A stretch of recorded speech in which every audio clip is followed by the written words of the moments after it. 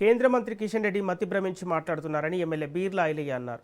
రాష్ట్ర సమస్యలపైన కేంద్రాన్ని సీఎం రేవంత్ రెడ్డి ప్రశ్నిస్తుంటే రౌడీ అని కిషన్ రెడ్డి మాట్లాడడానికి సిగ్గుచేటని మండిపడ్డారు. నిధుల గురించి కేంద్రాన్ని మోదీని నిలదీస్తే రౌడీ అవుతారా అంటూ కిషన్ రెడ్డిని ఎమ్మెల్యే ప్రశ్నించారు. తెలంగాణ నుంచి 8 మంది బీజేపీ ఎంపీలను గెలిపిస్తే కేంద్రం నుంచి ఏం తెచ్చారో ముందు కిషన్ రెడ్డి చెప్పాలని సూచించారు. ప్రభుత్వం అడిగిన ప్రశ్నకు సమాధానం చెప్పలేక మొహం చాటేస్తున్నారంటూ ఆరోపించారు.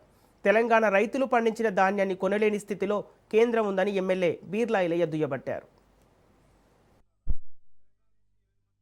కేంద్ర మంత్రి కిషన్ రెడ్డి మతి భ్రమించి మాట్లాడుతున్నాడు.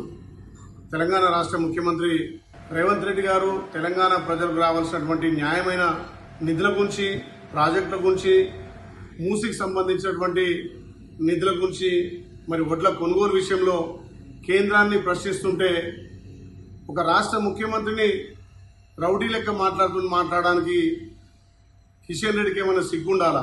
తెలంగాణ నుంచి 8 మంది ఎంపీలు గెలిస్తే కదా మీరు కేంద్రంలో అధికారం వచ్చింది. మరి ఈ రోజు వరకు మీరు కేంద్రం నుంచి తెలంగాణ రాష్ట్రానికి ఒరగబెట్టిందేందో ముందుగా కిషన్ రెడ్డి సమాధానం చెప్పాలి.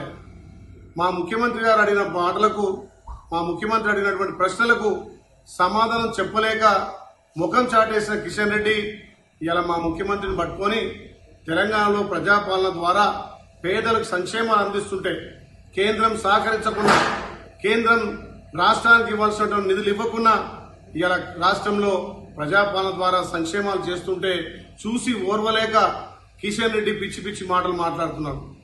మరి రాష్ట్రానికి రావాల్సిన నిధుల గురించి కదా మా ముఖ్యమంత్రి మీ కేంద్రాన్ని, మీ బీజేపీని, మీ మోడీని నిలదీసింది.